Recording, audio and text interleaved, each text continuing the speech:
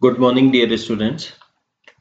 Our today's topic of discussion is natural resources, and under this topic, we'll discuss about general definition of natural resources, their classification on the basis of different parameters, and the threats on our natural resources. So, let us start our today's topic. Natural resources are the assets which we get from the nature, and they can be used either for the economic development or for domestic purpose. These resources are found in environment and are developed without the involvement of humans. Nature produces such resources and also controls these resources by its own. The common natural resources may include plants, animals, water, air, sunlight, soil, as well as fossil fuels.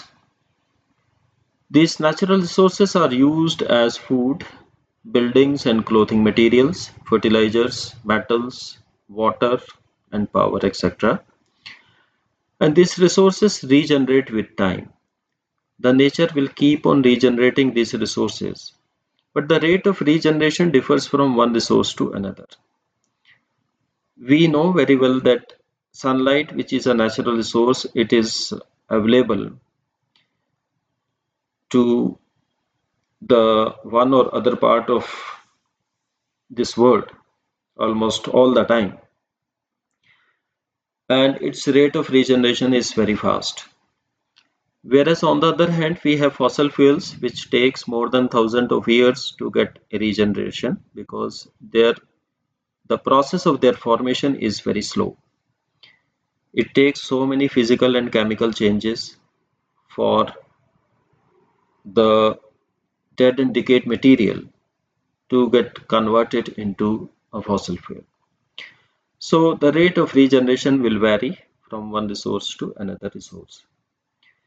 Now we will talk about the types of different natural resources on the basis of different parameters. First of all, on the basis of their availability, the natural resources can be classified as renewable resources as well as non-renewable resources. As the name indicates, the renewable resources exist in unlimited quantity and they can be renewed in a very less amount of time. They can also be used without any risk of ending up because of their easy availability. They are sustainable in use and they can also be used repeatedly. The examples of renewable resources may include sunlight, water, wind, biomass, ocean tides, as well as geothermal energy. The non-renewable resources are limited in quantity, and due to limited stock, they cannot be renewed when completely consumed. For example, if we consume the coal completely, then it's very difficult for the coal to get renewed in a shorter time. It will take more than 1,000 years to get renewed. They are exhaustible in nature. The examples of non-renewable resources are fossil fuels and different kinds of minerals, etc. Now, there is another way of classifying these natural resources on the basis of their stages of development. They can be classified as actual resources, reserves, potential resources, as well as stock resources. Actual resources are used in the current times. These resources has been surveyed, quantified, and qualified. Means we have surveyed these resources place of at their place of location, and we know the approximate quantity of these resources, and uh, the qualitative analysis of such resources has also been carried out by different techniques. The example of actual resources may be coal deposits. Now, the second category is reserve resources. These are actually a part of actual resources, and these resources can be accessed with the current technology presently, but these resources are not used to their full capacity. they have a capacity to be developed profitably in the future. So we are using such resources but not to their full capacity or potential. The third category of natural resources is the potential resources. The utility of such resources is not known at present. Such resources have the potential to be used in the future. The examples of this category is uranium deposits in the Ladakh region in India, as well as petroleum resource in the sedimentary rocks. Because the technology that is available with us at present for extracting such resources is either very costly or not optimum. So we are not able to uh, harness these resources at present, but maybe in the future we may come up with the new technologies using which is cost effective as well as efficient. So using those technologies we can utilize these potential resources also. The last category of natural resources in this segment is stock resources. These resources has been surveyed like actual resources. These resources are not in use due to the lack of technology. Although we have surveyed them, but we are not using them or extracting them due to lack of technology. The example could be hydrogen resource. So these are some of the categories under which we can put our different natural resources on the basis of their stages of development. Now we'll talk about the threats to the natural resources. We know that our natural resources are under stress because of different factors. So the one reason could be overpopulation. Because of the overpopulation, over exploitation of natural resources occurs. As a result of that, they are being degraded quantitatively as well as qualitatively. The another threat to the natural resource could be intensive agricultural and farming practices. So because of increased food demands, now we are cultivating more crops to the agricultural lands, and we are exploiting our land resources beyond their capacities. So what we are doing for this, we are converting forest and grasslands into the croplands because of the increasing food demands. Now imagine about a land which was a forest previously and used to support thousands of different varieties of plants and animals. Now this land has been converted into a cropland or agricultural land. Previously, thousands of different varieties of plants used to grow in such land, but now only one to two variety of crops are being grown in such land. So that is loss of biodiversity to a very great extent because of this conversion of forest and grasslands into the croplands. The another threat under this category would be use of chemical fertilizers and pesticides. For taking out high yield of the crops, we are applying different types of harmful chemical fertilizers and pesticides to our agricultural field. And as a result of that, the quality of our soil is getting degraded. It is also responsible for biomagnification. As a result of that, the loss of biodiversity is happening to the areas which are exposed to uh, chemical fertilizers and pesticides. Not only this, when such chemical fertilizers and pesticides will mix up with the irrigated water and come out of the agricultural field as an agricultural runoff water, it it will mix up with the nearby water body, causing water pollution. So intensive agricultural and farming practices are responsible for deterioration of soil as well as water resource. The third threat could be global warming and climate change. We know that global warming is happening because of increased concentration of greenhouse gases in the atmosphere.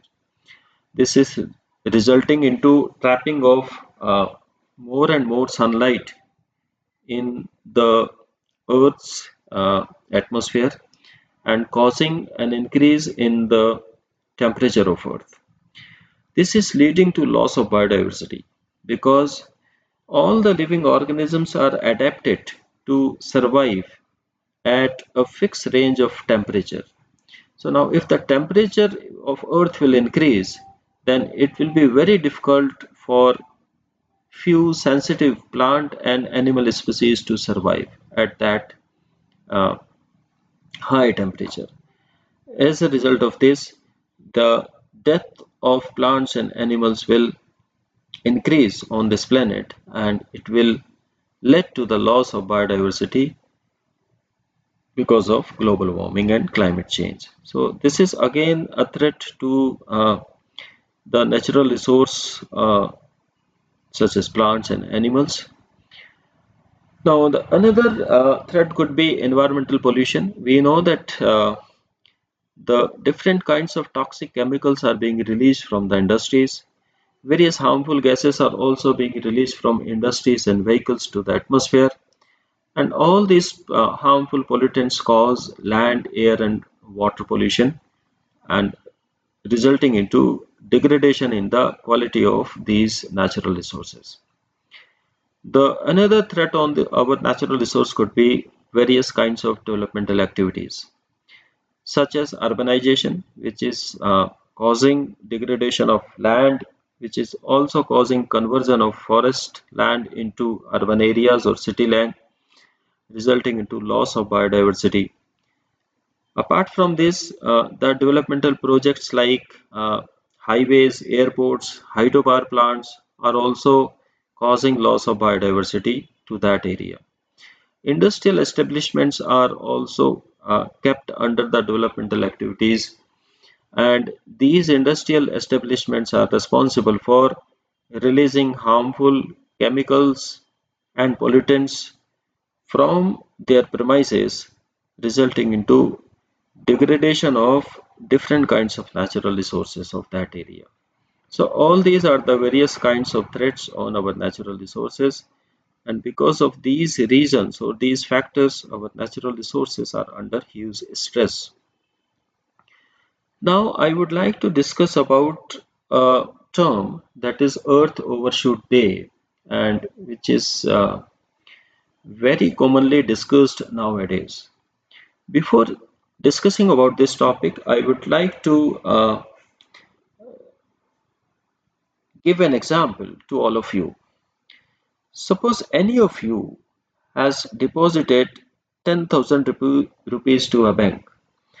At the end of the year, the bank will provide you some interest on that principal amount. Now, if your expense throughout that year is either equal to that interest or less than that interest which bank has given to you, then in this case you will have your principal amount safe for the next year also.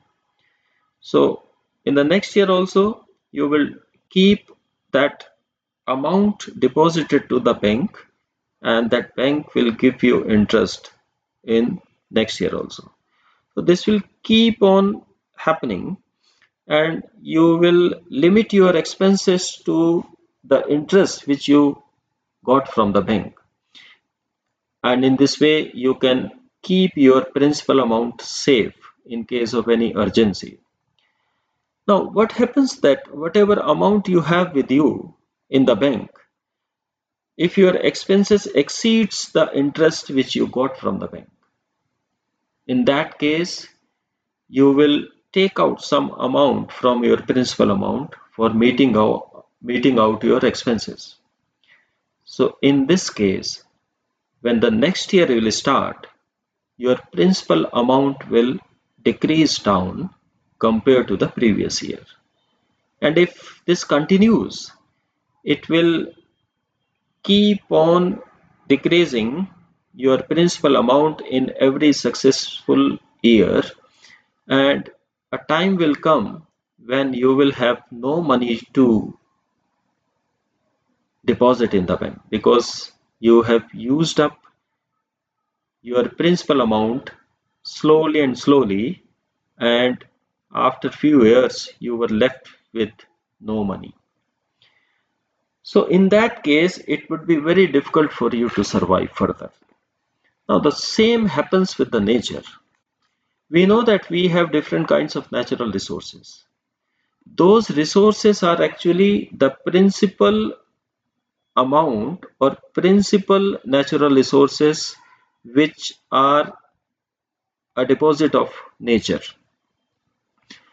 Now, nature regenerates these resources every year. Nature will add up to each and every resource at the end of every year. We human beings are continuously using or utilizing all these natural resources for meeting out our demands. It could be harnessing plants for different purposes, for example, food, fodder, or various other requirements such as paper, etc. Fiber, paper, dyes, we are using these plants. Now, what happens if whatever nature has regenerated in a year, the human beings have consumed more than that? Now, in that case, what will happen that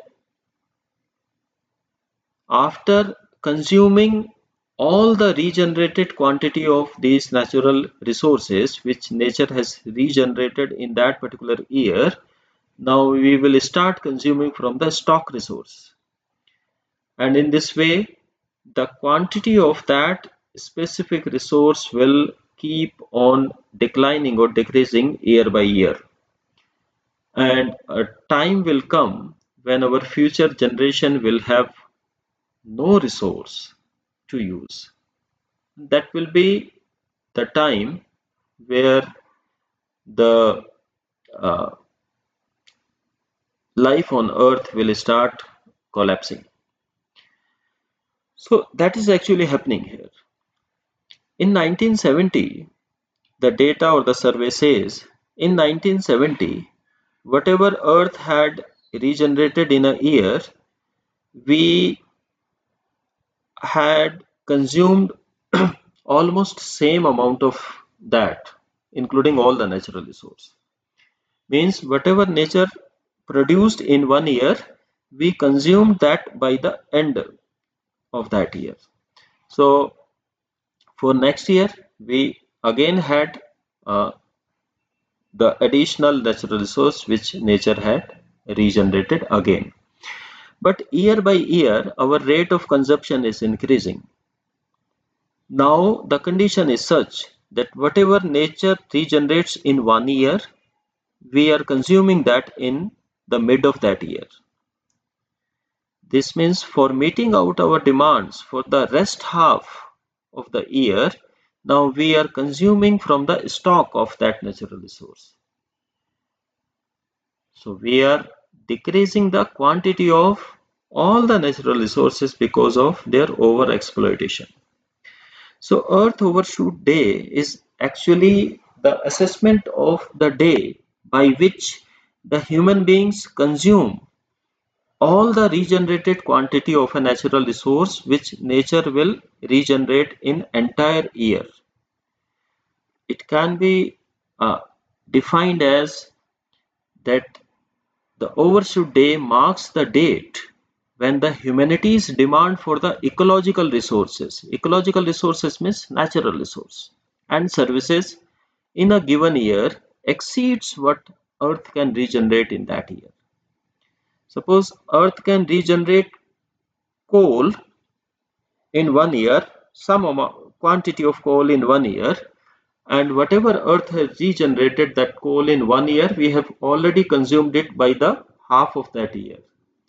For the rest half, we will use the stock of the coal which nature has since many years. So overshoot day will tell us that whatever nature has regenerated in a year, the humanity has consumed it by the by this particular date. The entire resource, regenerated resource, has been consumed by this particular date. So that is known as Earth Overshoot Day. And this Earth Overshoot Day is retreating back, going back year by year. For example, in 1970s, the Earth Overshoot Day used to fall on 29th of December. Means whatever nature generated in one year, the human beings consumed it by the 29th December. Means we were left with only 1 or 2 days of that year in which we consumed the principal quantity of our natural resource. But year by year, as the time passed, the Earth Overshoot Day is going back. The Earth Overshoot Day for 2020 was assessed as 22nd of August. Means whatever nature regenerated in entire year, we have consumed all that by the 22nd of August of 2020. So from 22nd of August to 31st of December, whatever we consumed further, that was actually from the principle or the stock of that natural resource. The regenerated quantity we have already consumed by 22nd of August. So 22nd of August is declared as the Earth Overshoot Day for year 2020. So by the 2021, this may further go back. Means maybe this Earth Overshoot Day will fall somewhere on 1st of August or say end of July by 2021, because year by year our demand is increasing, but the nature's rate of regeneration is more or less fixed. So this overshoot day tells us about the date on which we human beings have consumed all the quantity of regenerated natural resources of earth. As I said, in 2020, overshoot day fell on August 22nd. Means whatever nature will generate in entire year, we have consumed it by August 22nd. So between January 1st and August 22nd, the human beings had demanded an amount of natural resources that is equivalent or equal to what the earth would regenerate over the whole calendar year. So this means that the interest amount we have already consumed by the end of August 22nd, and August 22nd onwards, now we will consume the principal amount of natural resource. So Earth Overshoot Day is retreating or uh, retreating back every successful year. Now, how this Earth Overshoot Day is calculated? Let us discuss this. To determine the Earth Overshoot Day, we need to calculate the ratio between Earth's ability to generate resources. That is known as biocapacity. First of all, we should know that how much quantity of any specific natural resource Earth would regenerate in a year. That is known as its biocapacity. Another is humanity's or human beings' demand placed upon the nature, means our requirement, and that is called ecological footprint. So these two things are calculated. First of all, Earth's ability to regenerate resources, that is biocapacity, as well as the demand of human beings for these natural resources for any specific year, which is called ecological footprints. Now, the formula that is used for calculating Earth Overshoot Day is Earth's biocapacity divided by humanity's ecological footprint multiplied by 365. Suppose the ratio of biocapacity and ecological footprint comes out to be 0.5. This means that by the mid of the year, the humanity will consume the amount of natural resource which Earth would regenerate in whole year. So this is how Earth Overshoot Day is calculated. Now, the factors which are taken into consideration for calculating the ecological footprints. How would we come to know about the demand of the entire world for different natural resources? So it is calculated by knowing the carbon dioxide emission by the fossil fuel consumption. This will tell us about uh, the demand of various products because we are using coal in different industries. This will also tell us about demand of the vehicles by the human beings because we are also using fossil fuels in the vehicles. So by knowing the amount of carbon dioxide released to the atmosphere, we can we can we can calculate the amount of fossil fuel which had been consumed for that specific year because CO2 is directly related to consumption of fossil fuels. The another factor which we'll take into consideration is demand for the food and fibers. So this will help us knowing about the uh, status of our land resources, etc. Then energy consumption from hydropowers or the biomass will also be taken into consideration. Then the space required for the roads and shelters. So all these things will help us knowing about the use of land resources, uh, use of plant biomass for hydropower, use of biomass for energy consumption uh, will also be calculated. So by knowing these factors, by knowing the data related to these factors, we can calculate our ecological footprints. Means how much amount of natural resources is required or has been consumed by the human beings for that specific year. Now, where does the data related to these factors come from? Each country has offices that collect data about the country's economic activities, agricultural productivity, imports and exports, for example, import and export of coal, petrol, crude oil, etc., and also the information related to the energy consumption. Now, these data help to calculate how much food, wood, as well as energy has been consumed by the people of that nation. Now, these offices will report the data to the international agencies such as United Nations, etc., that distribute this information to the Global Footprint Network. The Global Footprint Network will calculate the ecological footprints of the countries and evaluates that how many resources each country consumes. Adding up the ecological footprints of all the countries, we can get the global footprints. And we know the biocapacity of earth because we know the capacity of earth to generate different resources such as water, biomass, coal, etc. So in this way, when both these factors are calculated, then the ratio of these two factors multiplied by 365 will tell us the earth overshoot day for that specific year. So this is how the earth overshoot day is calculated. Now let us look at the earth overshoot days from 1970 to 2020 through this graph. The green part of the bar lines will tell us about the date uh, by which the human beings consumed the entire natural resources which earth has regenerated in the whole year for that specific year.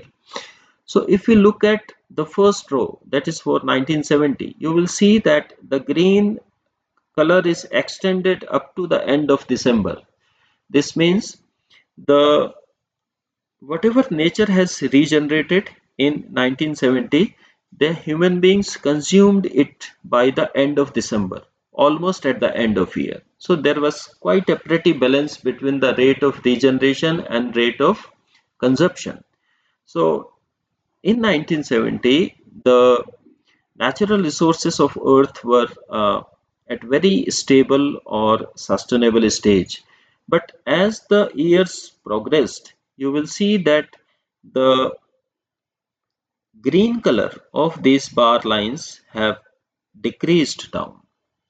This means that whatever Earth was regenerating in entire year, we were consuming it in a very short period, and this demand for the consumption of these natural resources were increasing year by year.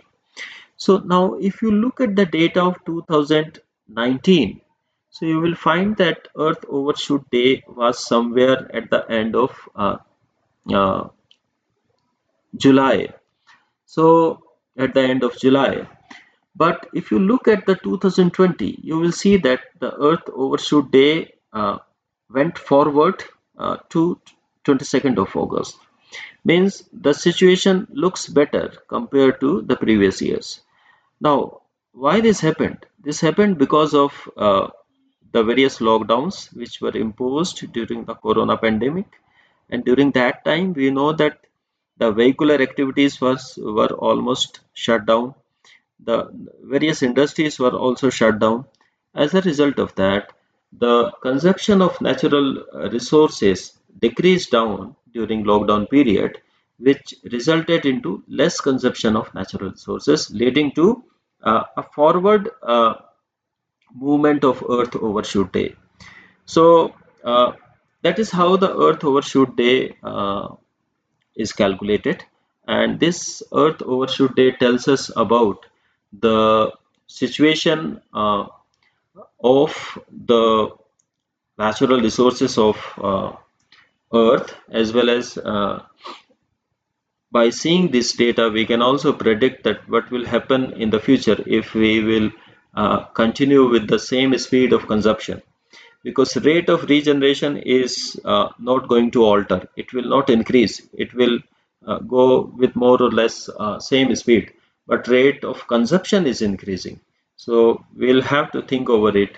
We'll have to develop the technologies in which the natural resources are utilized to uh, uh, less quantity, and we will have to develop those technologies which releases less amount of pollution to the nature, leading to